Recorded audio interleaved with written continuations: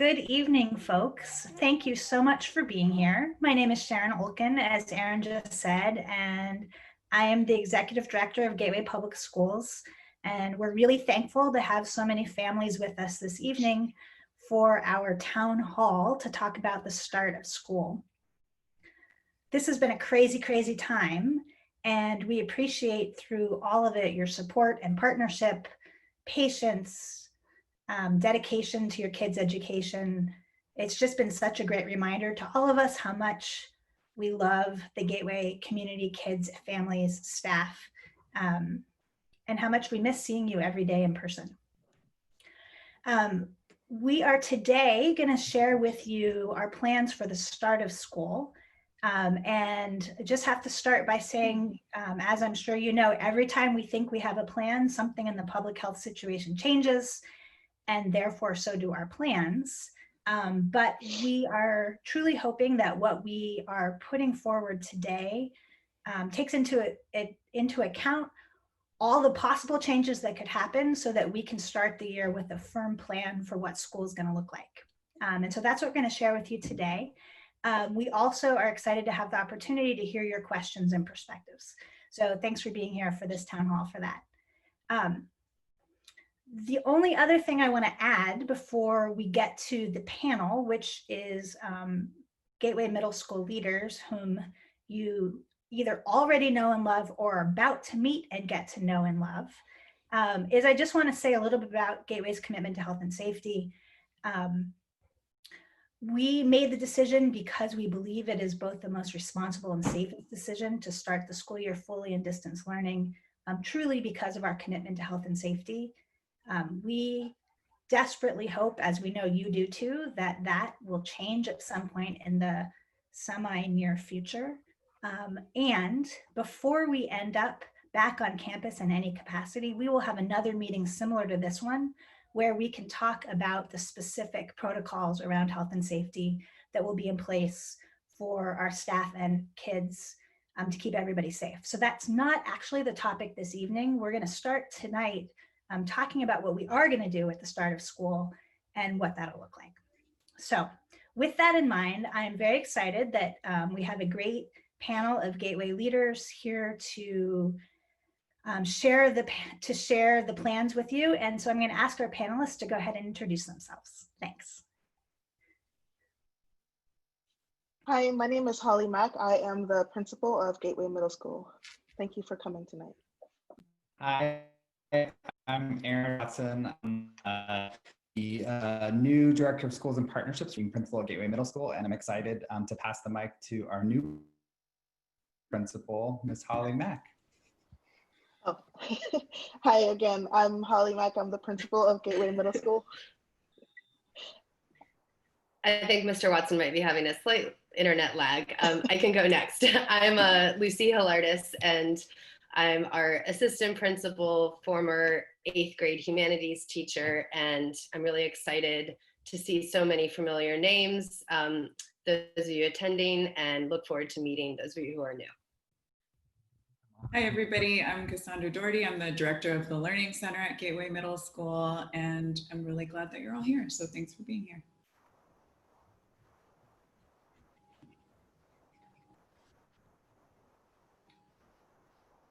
So I will take this opportunity to get us started with some community agreements that will kind of govern the way that we run our meeting tonight, and just to make sure that we get through all this information, are able to hear all of your questions and respond to them in this short time that we're together.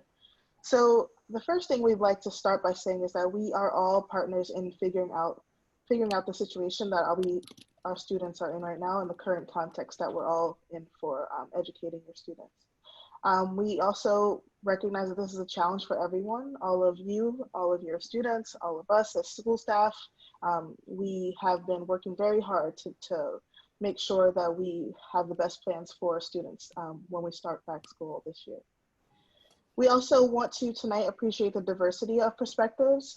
We all have different backgrounds and information that informs how we see things, and so we will have a wide range of opinions on the information that we have tonight, and so we would like to appreciate all of those opinions. And lastly, we want to maintain a respectful space. So which is a great segue into our norms for tonight as far as using the technology that we are using tonight. Our students are probably really good at this by now, but we would like to just kind of make sure we all understand how to use the Q&A feature. So first off, you are not on the camera and there's no audio from your device, so don't worry about that. We would like you to use the Q&A feature to send your questions for tonight. Some of you have already found it, that's great. Couple of quick housekeeping things. We may combine similar questions so that we can get to as many topics as possible. So if we see a number of questions that are similar, we just may kind of roll them into one for the sake of time. But please let us know if you feel like your question is different and that you'd like it to be kind of separated out. And finally, if we don't get to all the questions, we'll post responses online next week. And you can also email any of us for any questions that don't get answered tonight. Sometimes when you get information, you end up having more questions. So that's definitely understandable. So please reach out to us if you leave here tonight with any other burning questions. So throughout this whole process, we kind of, this summer, we've been working really hard again to kind of figure out a plan for us to be able to bring students back and to offer the best education for them in the fall. We want to kind of set some common understandings that we all agree with you all on. And so we want to make it clear that we all want our students to be back at school in person learning. That is something that's why we all do this work. We want to be in person. We want your students to have social interaction with each other. We want them to be with their friends, their teachers, etc. We want that as well. And then the second thing is that we know that distance learning presents challenges for students, families, and staff. So we want to just start with those two baseline common understandings so that we can kind of enter into this night knowing that we feel the same way about those two things. So many of you were asked to do, or you all were asked to do a survey in June. What you see on this slide is kind of the aggregation or the summary of all the survey results that we got. So for the most part, the results were that families preferred a hybrid learning model. They preferred daily live online engagement between the teacher and their students, and at least 2 days per week on campus. So given those survey results, we thought about what's the best way that we could, as Ms. Olkin said, abide by our health and safety guidelines and also kind of satisfy some of the families' wishes as much as we could. So that is largely what informed our choice to move into phased reopening. So again, the health and safety of our students and staff is paramount for all of us. So we decided that the phased reopening would be the best way to address the family's desires and protect health and safety of our students and staff. It also most closely aligned with SFUSD and the state's guidelines. It would also provide our staff more time for planning.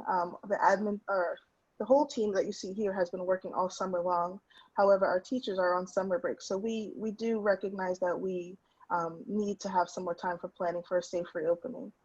And as Mr. Watson said when he was giving us some context at the beginning, every day this information changes. So this is what makes this so hard, is that as educators, we're used to having a clearly laid out roadmap, and I'm sure the families, you would also like a clearly laid out roadmap, but we have to kind of live in this world that's changing almost daily. So that is why we decided as a team to go with a phased reopening. So one thing I'll say before I'll start to kind of look at this timeline, this best laid plans timeline, is that everything that you see here is pending public health guidance. So please understand that what you see here is, it's not a draft, but it's draft-like in that, we might have to adapt a few things as the situation changes. But for right now, our best laid plans are what you see in front of you on this graphic. And I will just kind of go over the chunks for you. So phase 1 of our planned reopening, the week of August 10th, we plan to have students come into campus and pick up their laptops. We have been fortunate recently to be provided with a one-to-one laptops or Chromebooks for all of our students. So that's been a blessing. That's something that we are very excited about So the week of August 10th is our planned kind of disbursement of those laptops. The next plan is that the following week, the week of the 17th, we will begin distance learning for all Gateway students. And simultaneously, we will have orientation for new students. We are tentatively hoping that some of our students will be able to come to school for orientation, but that's also, the plans for that are being ironed out as well. And then the week of the 24th, we will start to have schedules for our hybrid learning shared with students. And so when I say hybrid learning, what I mean is a combination of what we saw in a few slides back, which talked about the survey results, which is a combination of students coming into the building and being online for distance learning. So phase 2 at the bottom, that the band that stretches across, you see that at the top it says TBD pending public health guidance, because essentially we have to, again, adhere to the restrictions and policies put forth by the CDC, by the district, by public health, etc., in order for us to be able to come into phase 2, which we hope would allow our students to be back at school. So pending guidance from public health officials, Gateway will transition to a hybrid model of distance learning and in-person instruction for all students, 2 days per week on campus and 3 days per week of distance learning. We realized there was quite a lot of information on the previous slide, so we're just going to reiterate for you some main points about the different phases. So again, phase 1, we're very excited to be having Chromebooks for all of our students to use for distance learning for school use. And we are working out the details of how we'll do distribution of those laptops, but we're planning for that to happen across the weeks of August 10th, so the week before school starts, and the week of August 17th, which is the first week of school. August 17th will remain our first day of official school, and we will launch with distance learning for all students. We had really hoped that we were going to be able to have an orientation for new students in person, but as the new public health guidelines come out, it's looking more and more likely that that will have to take place virtually instead of in person, which is disappointing, but safety is important. And we have a team of people working on a really exciting virtual version of our orientation program for 6th graders. So distance learning in the fall will look different from distance learning in the spring. Holly mentioned the survey that many of you took in June. We got such great feedback from families via that survey and different conversations, feedback from students directly and from teachers. And so we're using all of that information to redesign some aspects of our distance learning. One of the main things that we heard reiterated again and again was the desire for more live learning. So that will be a big aspect of what changes in the fall version of distance learning. And then it was also mentioned that we have a lot more guidance from the state about things that need to be part of our distance learning program, for example, taking attendance.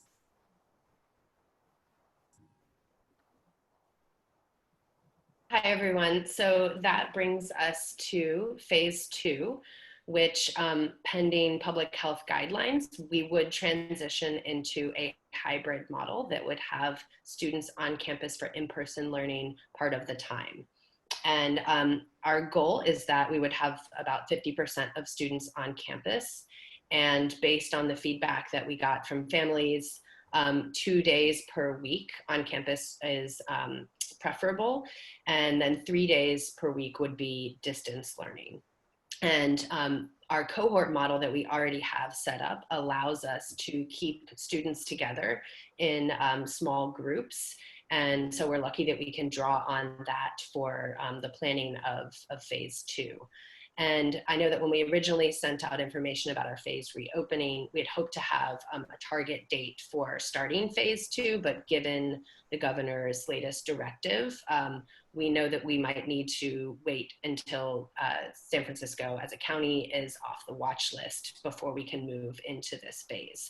So we don't have a target date set yet for that, but are carefully watching when we'll be able to announce that, as I'm sure all of you are as well.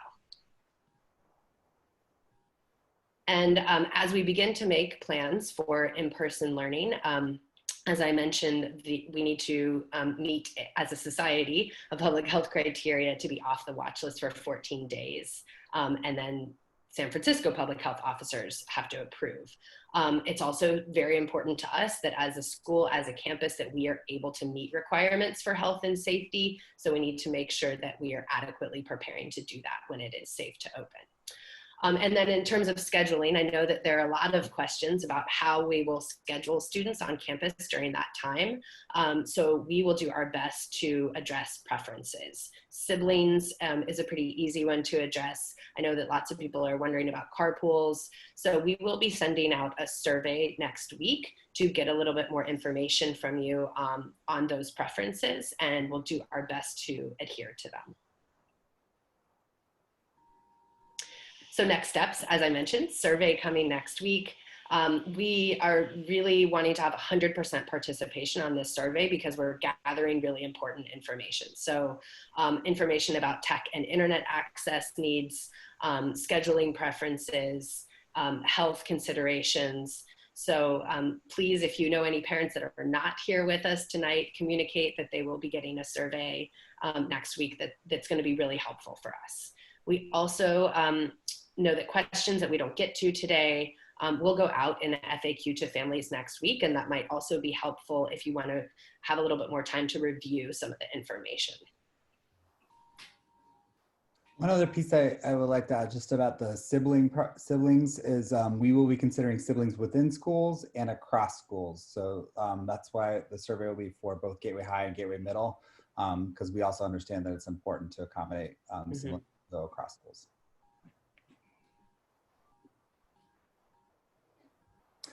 Thank you.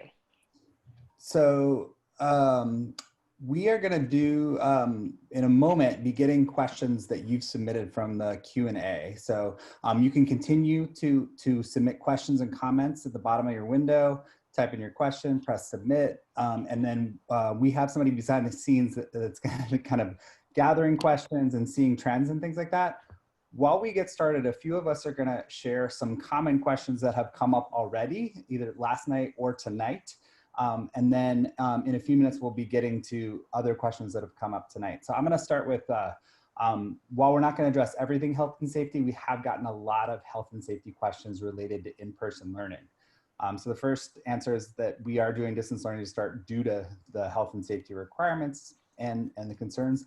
One of the most common questions we've got, and I've been working with both schools on this, is how will Gateway ensure that students and staff coming onto campus are healthy? So the new, or not new, but the guidance from the state as well as the city Department of Public Health and the CDE is that all students and staff, anyone coming onto campus will need to have some sort of health screening each time they come on. So that will likely involve a temperature check, some health screening questions. If any of you have had children in camps, for example, this summer, they're doing that as well. And then the guidance that just came out on Friday from the California governor also says that all students grades 3rd grade to 12th grade are required to wear a mask. All staff are also required to wear a mask. And then anyone coming onto campus and into the building is also required to wear a mask. That includes parents. So I just wanted to get that out there right away. There are, and we're still working out the details of this in the guidance, there are some exemptions related to health for masks. And then with that, we have to figure out the alternative. The other question that has come up a lot related to health and safety, and then I'm going to pass to another panelist, was how will on-campus learning be structured for student safety and how many students might be in each classroom? So right now, if we're planning for at most 50% capacity on each campus. So at the middle school, that would mean no more than 12 to 13 students in a class. And that we've measured at the building for the spaces we would use, that does allow for 6-foot distancing in classrooms. There are a lot of other protocols that we would be putting in place for social distancing as well, because part of the requirements for us as schools is to have 6-foot social distancing for adults, between adults and students. And as best as we can, whenever practical is the language, that we also have social distancing between students. So I wanted to start by just sharing those two things. We will come back to health and safety plans and issues when we get closer to in-person learning. We wanted to try to focus tonight as much as possible on how the phases will work and how distance learning will work. So I'm going to pass to our next panelist. I can go next. There have been a lot of questions coming up around what a schedule might look like for distance learning and in-person learning. And we are still in the process of ironing out what our exact schedule will be. But there are a couple things I can share based on the California Department of Education guidelines. Each student will be engaged in learning for an equivalent of 4 hours a day.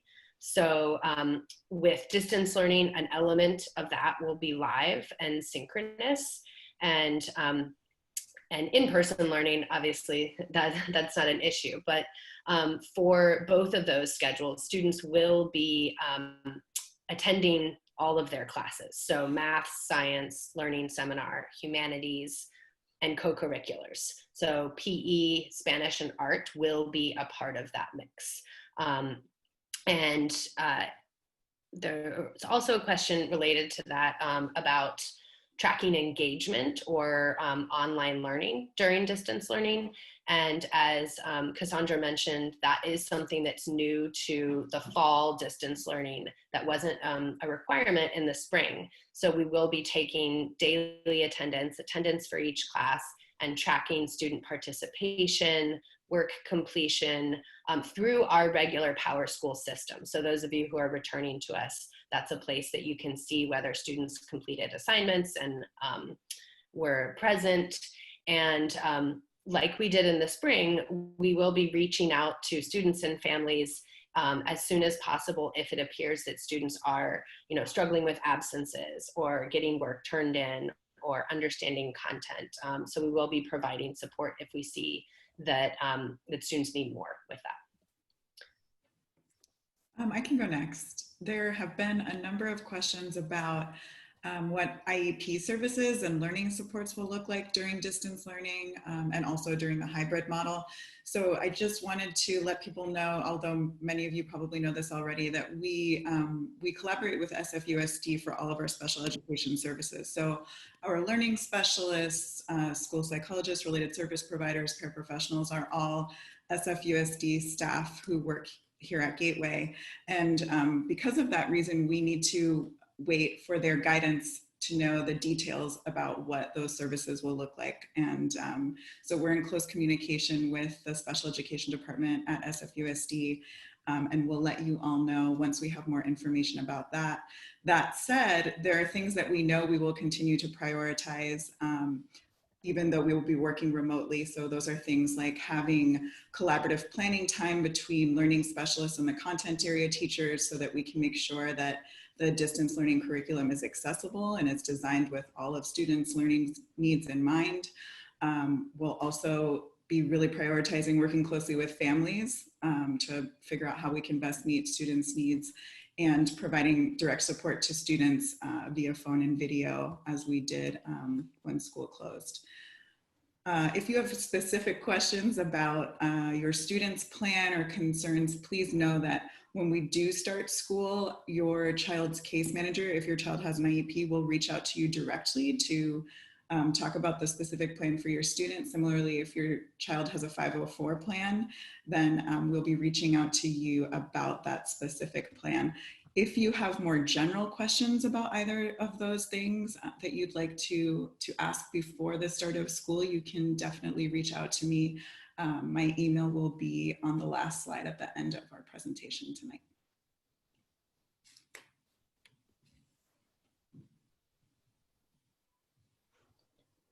I can answer one more that that has come up about extracurricular sports clubs. So in terms of what we offer kind of outside of our academic program, we will be offering PE. So it will be starting in distance learning and then continuing in person with our hybrid model.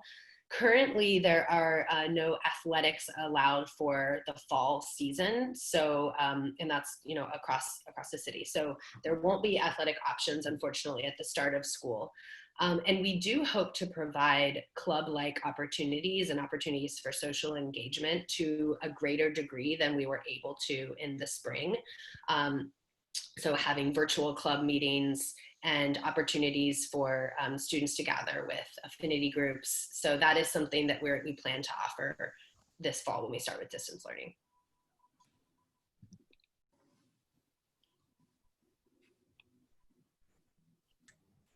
Hi, everyone. We are fielding so many great questions in the Q&A right now. And as the team mentioned at the beginning, we are consolidating questions that are similar. So I'm going to read the most common questions first. And if we don't get to your question tonight, we will be putting all of these questions in a PDF with the responses online next week with the recording of this session. So far, the number one question we have is, what if my student or my family are not comfortable returning to campus and don't want to participate in the hybrid model? Will distance learning only be an option ongoing throughout the school year? And I can answer that one to start. So we know that we are, well, first of all, we're starting with distance learning because we are not going to start with in-person learning until we feel like we can safely do it. We know that there will, we have to plan for occasions where students may not be able to be on campus. So we'll have to be providing distance learning for those individuals or groups of students. And we're still determining exactly how we're going to handle if say the school decides to return to a hybrid in-person model, what that will mean for a student who chooses to and a family who does not feel comfortable coming back. We are absolutely planning for that, but we don't have a definitive answer of exactly how that's going to work yet. I wish I could answer more specifically, but we are very aware of that concern. And I also want to add that that will be part of the survey, I think, that we're going to send out next week so we can get information on who that is and figure out how we can best plan. Did I answer all the questions? Yes. Okay. And then we also have a few questions that are related to transfer students in orientation. So our graphic mostly spoke about new students, and knowing we have a lot of new families and transfer families, wondering if we can give more information about that.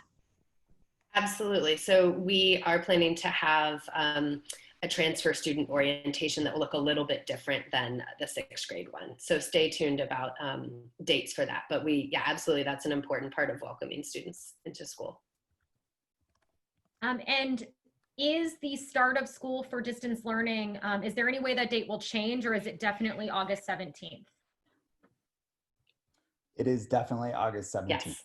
That is the plan for both Gateway Middle, Gateway High, and for the entire city of San Francisco for San Francisco Unified. All right, and there's a lot of questions about the laptop pickup. So a lot of these questions are similar to the ones we heard last night. They range from, if my son or daughter or student already has a laptop they're using at home, do they need a Gateway one? If I already picked one up in the spring, do we need to come get a new one? And also going along those lines is, are there other materials that need to be picked up so my student can start learning in August? So panelists, would you like me to answer the laptop part of it, and then you guys can answer the other materials? Is this all right? Sure, thanks. So for laptops, so we are moving to, I'm very excited about it, moving to what's called a one-to-one model, where every Gateway student will have a computer, regardless of if they have access to a computer personally or not. And so we are going to ask that every student receive a Gateway computer. To get back to some people I know picked up Chromebooks in the spring. We are likely going to be exchanging those, partly because we want to make sure every student has access to the same tools for learning. And so there are some updates we need to make and things like that. So we will be asking folks to come and exchange the one they have for another one when that time comes in mid-August. Ms. Lockhart, did I miss any of the tech questions? I think No, I think that got into all of them. And does somebody want to answer the materials question? I think we are trying to plan for students to be able to pick up materials when they pick up their laptops the week of the 10th. But right now we still have to iron out the details of how that will look. Great. There are a few questions related to how many hours of live time per day on Zoom, how many hours of instruction, how will classes work? I know that's a lot of questions, but somewhat similar when it comes to how we're thinking about things. So I'm putting them all together. Mm-hmm. Well, in terms of hours per day of engagement, it's a total of about 4 hours. At least 4 hours, but we're not expecting that all of that will be time that students are attending live Zoom classes. So it will likely be a combination of some live synchronous learning and then some independent group work that, that will most likely be on the computer, but hopefully will involve some things off the computer as well. Did that answer that part of the question? Yeah. Yeah, okay. There are a few parents who are family members who are wondering about, will there be any training or support in helping parents learn the platforms that are going to be used during the virtual learning for students? Any guidance on how to best involve ourselves or oversee our kids' learning without encroaching upon the autonomy they need to develop in their own learning? These are great questions, parents. That is a great question. And I've been working with our counselor and our new dean of students to brainstorm some parent engagement webinars that we know are going to be necessary to hold to make sure that you know, parents are up to date on everything, all the tools that we're using. And to the question about kind of supporting your child as they enter adolescence. That's something that our counselor, Mr. Angelo, and I were talking about, providing some guidance around that and just things related to social and emotional learning when students are at home. And I also want to encourage parents, if there's something that you feel like you would like to have some guidance from us on, or you know, a webinar session, please reach out to me and we can work on getting that. And we'd like to partner with anyone that is interested in helping us with that. Excellent. There's also this, we kind of touched on this with scheduling, but I think it's coming up more and there's some more detailed questions coming up about it.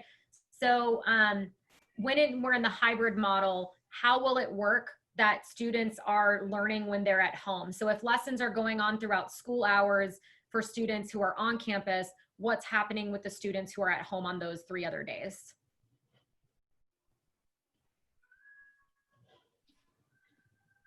Does somebody else want to take that? I can answer it, but I've been sharing a lot.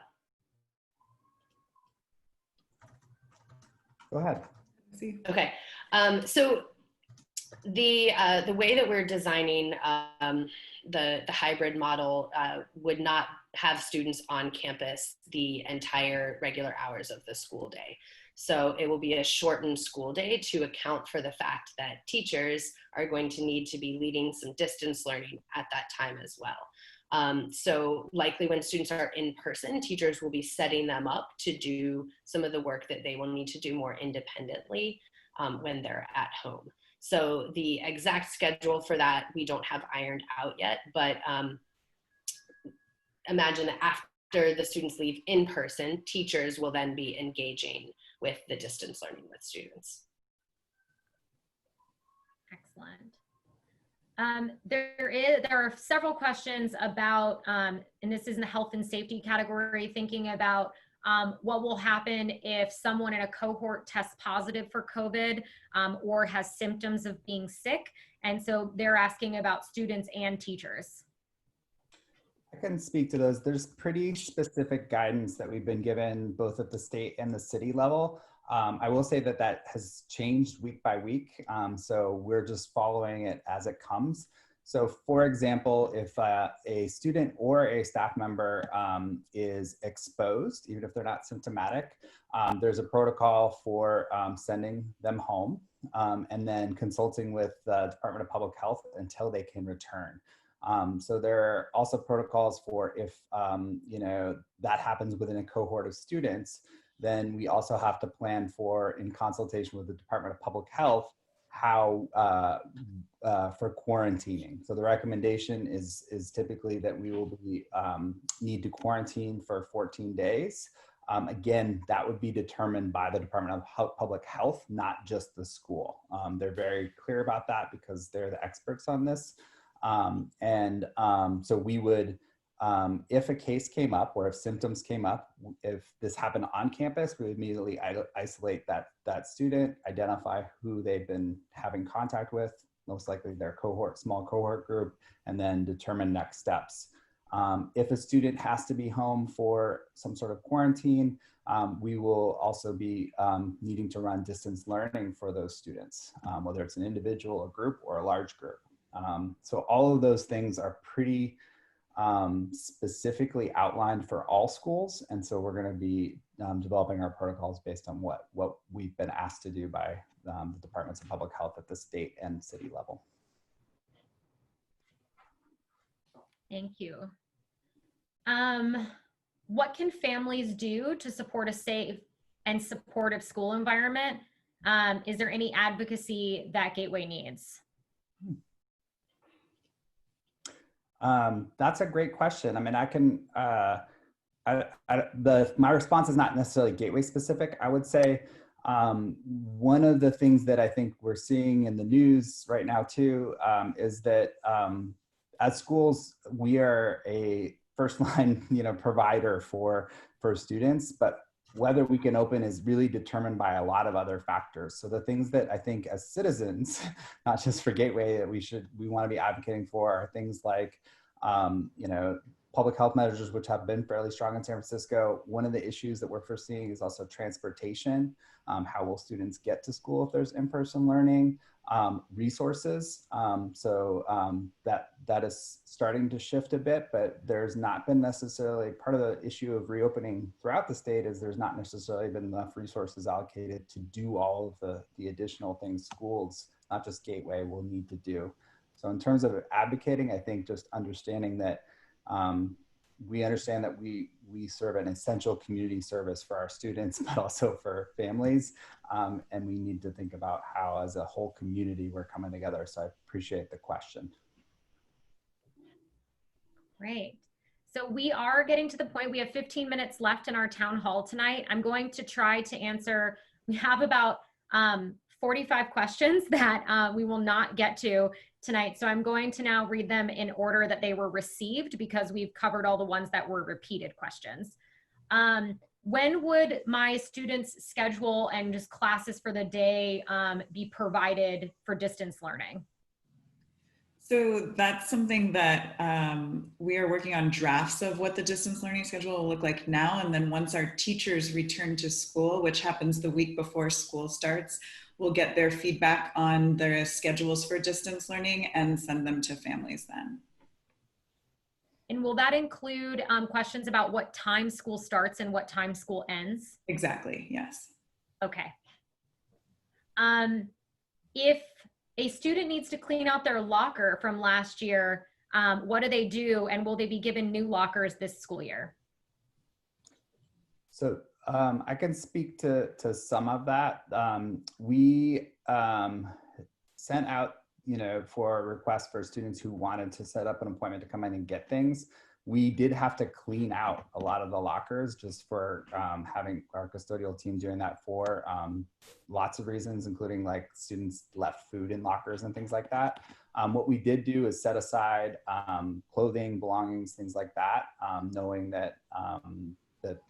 that would be something that student might want to get at a later time. So lockers have been cleaned out. We did set aside belongings in a lost and found. It is likely that we will not be using lockers for some time due to health and safety recommendations, because lockers are typically a space where students gather. And so we are trying to prevent as many of those opportunities for close proximity given the social distancing guidelines. Great. In phase 2, when coming back to campus, there are a couple questions actually that have come in now about how lunchtime will work. There's some concern about sharing a cafeteria with creative arts, just thinking about spacing and eating lunch at school.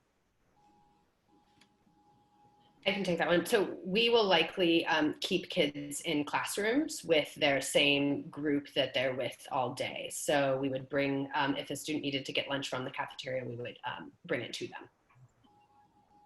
Great. And just so everyone knows too, anything that is like suggestions of how we should structure scheduling or how we should think about scheduling, I'm putting those in as feedback that the GMS team is going to get after this town hall. So we're not reading those as questions, just because it's really helpful feedback that will the team can take into consideration for scheduling. I know there was a answer about athletics and clubs, but wondering about PE credits and taking PE during the school year. Yeah, we will be offering PE as a class. Great. So and it's not the same kind of credits that they earn in high school, but it will be one of their classes. Yeah. Okay. And then same for clubs. Will there be an opportunity for clubs to be on Zoom? We hope so.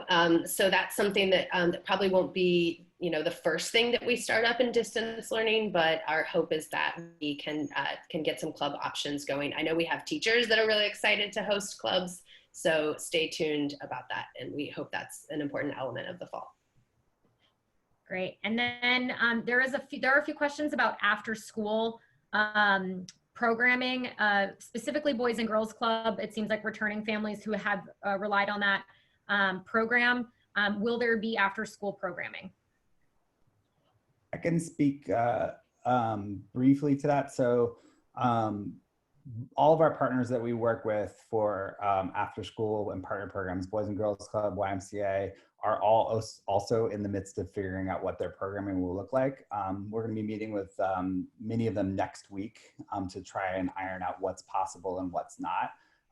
And once we know, we will definitely communicate with families about that. But at this point, they still have a lot of up in the air, and so we're trying to coordinate with them what program will look like. In some cases, they may be more allowed to offer in-person supports than we are at the school site, and so we're going to try and take advantage of that if we can. Great. And I will say we are absolutely still partnering with the Boys and Girls Club, and so it's not a question of if, it's more a question of what and how it'll work. Great. In terms of,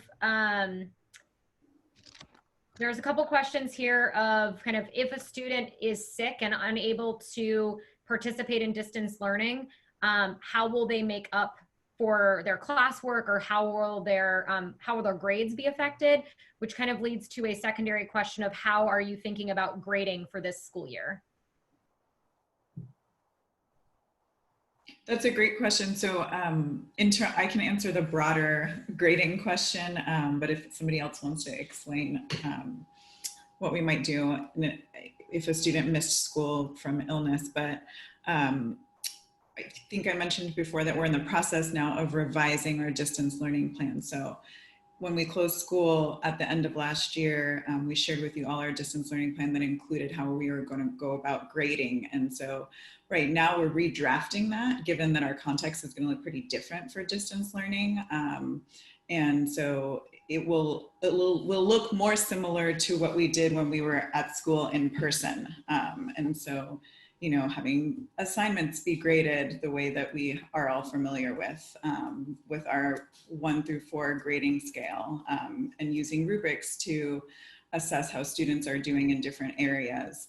And so we realized there was a lot of approaching it as pass-fail and wanting to make sure that we were thinking about the emergency circumstance of the situation when we closed school. And so we're going to be re-looking at that. And when we resend you the new distance learning plan, it'll include revisions to how we're doing grading.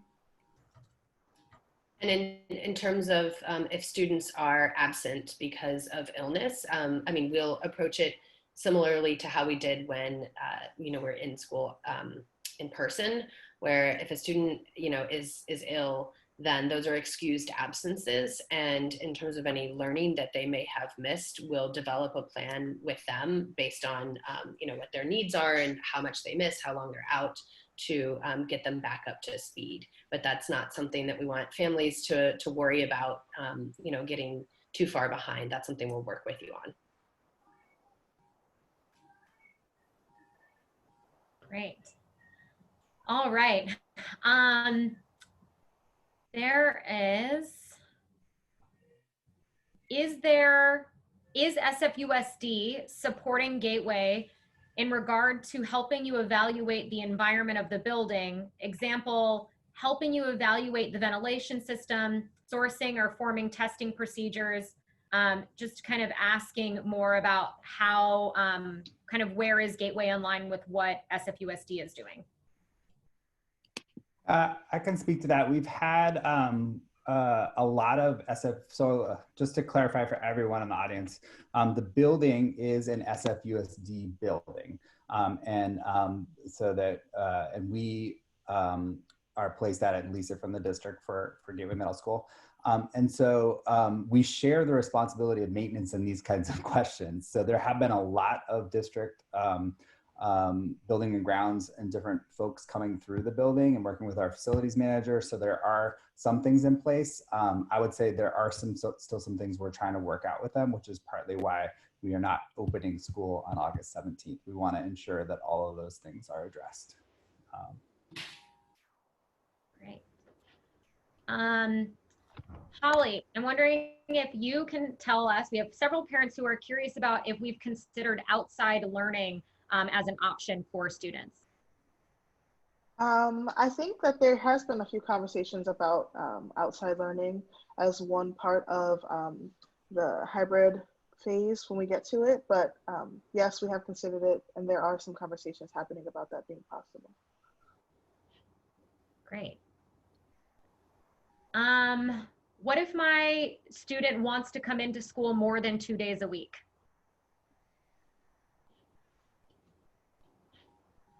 So in terms of the hybrid model, part of the reason why we would have the 2 days a week structure is to keep students with the same small group of students, and then to have a break in between when students are on campus so that we can thoroughly clean and teachers have time to deliver some of the distance learning instruction. So unfortunately, I think there won't be a lot of room for students to opt in to coming to campus more often as it stands right now. Great. There were some other questions that were related to this. I wanted to offer one answer. One thing that we have had some conversations with like partner organizations about is whether there's the possibility of, on days that kids are not on campus, whether they could go to a community-based center like Boys and Girls Club and could therefore do their distance learning there. So that is something that, there are conversations that are happening. Great.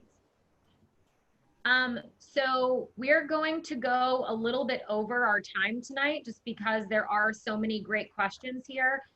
If you do need to get off right at 7 o'clock, again, all of the questions will be answered online next week. We'll have them available online in a PDF format. So we're going to try to get to a few more of these questions from families because it seems like it's really important information to folks. There is a question about with distance learning, how will or will there be group work that's required as part of distance learning? We feel group work is a really important part of school at Gateway, and so there will be some element of group work. What exactly that looks like, I will not attempt to describe right now, but it's something that we think is really important in middle school. Thank you. How will resource specialists, paraprofessionals get to know their students that they haven't met before? That's a great question. The first way that we've done that is through virtual transition meetings. So we luckily got to meet many families already and see some of the students. And so it's nice to have had that little introduction. But you know, we're going to be relying a lot, I think, on video conferencing with families that are comfortable with that in order to build relationship and get to know them in many of the same ways that we would do in person. Great. And Cassandra, this one is coming to you as well. Will any students, and so in parentheses, students with IEPs, children of essential workers, is there any group that will be prioritized in terms of scheduling for in-person learning? And kind of related to IEPs is how are we planning to make sure that students with IEPs are supported? I know you answered that a little bit at the beginning, but I think we have folks that might have joined a little bit later. Sure. So for those of you that may have missed it in the beginning, part of what I was explaining is that our special education services are provided through SFUSD. So we are awaiting guidance from them about exactly what guidelines there are for how those services will be provided.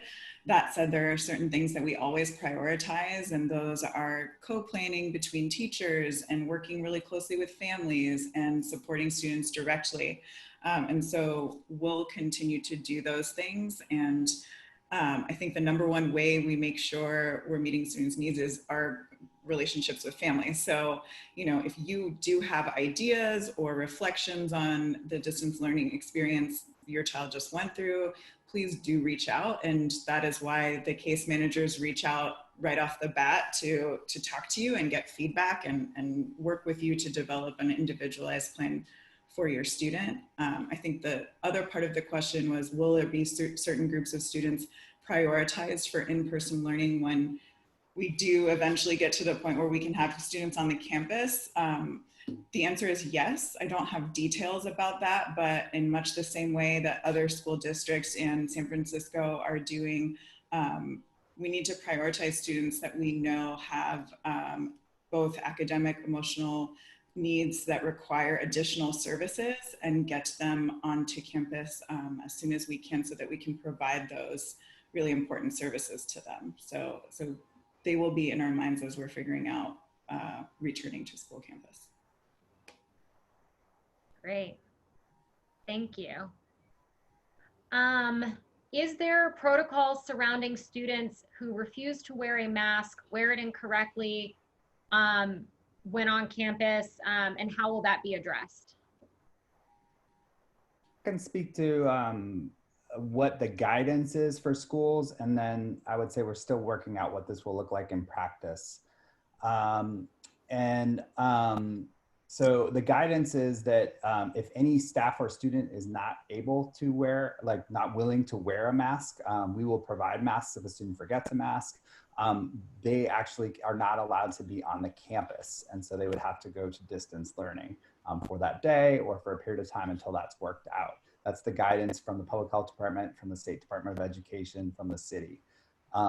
In practice, I think what that will look like is working with students and having conversations, and then working with families, and then determining the path forward. Those are tough conversations. I hope that we, can prepare all students to understand why, so that we're all in this together. Thank you. All right, so I think maybe two more questions, just to make sure. I think there's a lot of questions that are really focused on distance learning, and since that's what's happening first, I'm gonna bring up those questions. Will students be required to turn on their cameras during Zoom learning? And will the school be checking in with parents to ensure all students have a computer, camera, or iPhone? Yes, that's a great question about turning on the camera, because we know that many students, especially at this developmental age, have some embarrassment around the camera, or for a variety of reasons aren't comfortable turning on their cameras. And so we will take that into consideration when we're determining how we're tracking participation and engagement. So we don't have a hard rule on that, but we're thinking about that and adding that into our plan when we make it. There was another part of the question. I think the second part of the question was about making sure students have a camera, and I think that gets into us providing laptops for every student. Exactly, yeah. So with the one-to-one program, then we have ensured that everybody has a device and a camera. Great. Let's see. There are a few questions about textbooks. Will textbooks be online? Will textbooks be handed out? Does Gateway use textbooks? Gateway has had online textbook for a very long time, actually. So that was not a difficult transition for us. And so we don't have any required physical textbooks that aren't, or materials like that, that aren't available digitally for students right now. Great. I just want to make sure we didn't miss this question. So if it's already been answered, panel, let me know. How will grading work? I did answer that. Okay, great. Thank you. Corinne, I hope that you got your question answered. Please feel free to write back if you didn't get it. Corinne, you can call me later. I can talk to you. Great. And then let's see. There is a parent, it looks like his student might be sitting with him. Aviva wants to know about advanced learning. Not sure what she means by that. Maybe extra academic programs? Hi, Aviva. So just like we offer, when students are at school in person, we'll have extension opportunities because we realize that it is important that students, feel challenged and engaged. So that's something that also, if during distance learning, once we've gotten it going more, if that's something that you feel like you need, right, that's something you should reach out to your teacher and ask for if you need more challenge. Great. Thank you. Okay, there are two questions about web leaders. So I think maybe, and then again, a lot of these get into very detailed or personal questions to a specific family. So it might even be that this panel might respond to those families individually with their needs after the town hall. But there's a couple questions about web volunteers and web leaders. So Sure. Will web volunteers be part of the new orientation? And how will sixth graders be part of that? And maybe even explaining what web leaders is, since we have so many new families on here.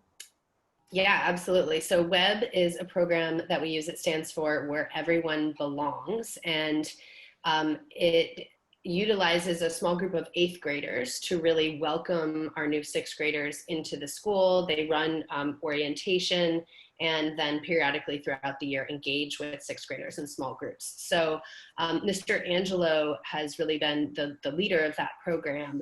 And we definitely hope to have 8th graders involved in orientation, and that's one of the other reasons why it might make more sense to do that virtually, so that we can have more people involved rather than fewer.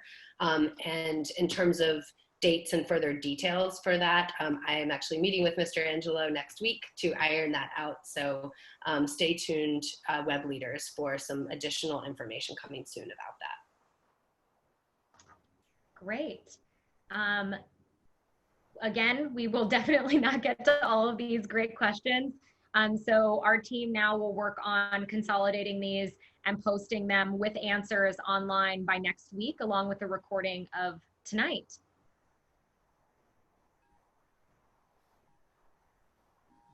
Pass it on to you guys.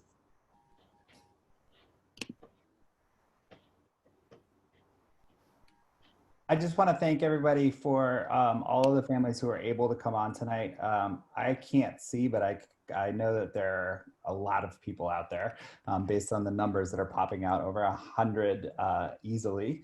And so just want to thank everybody for your input, and know that we do very much see how important it is to partner with you because we are distant, physically distant from each other. And so we're really working at that. Anything else anyone wants to add? Just want to say thank you again to everyone that came tonight. We really appreciate your patience as we walked through all of this information. So please feel free to reach out to us directly if you have any other questions that you'd like to ask. Thank you. And I messed up. I just forwarded to a slide that shows all the contact information. So now it's there. But thank you so much for coming, and look forward to hearing from everyone and seeing you virtually. Thank you. With that, I think we're going to wrap up. We will post responses for things we didn't get to soon.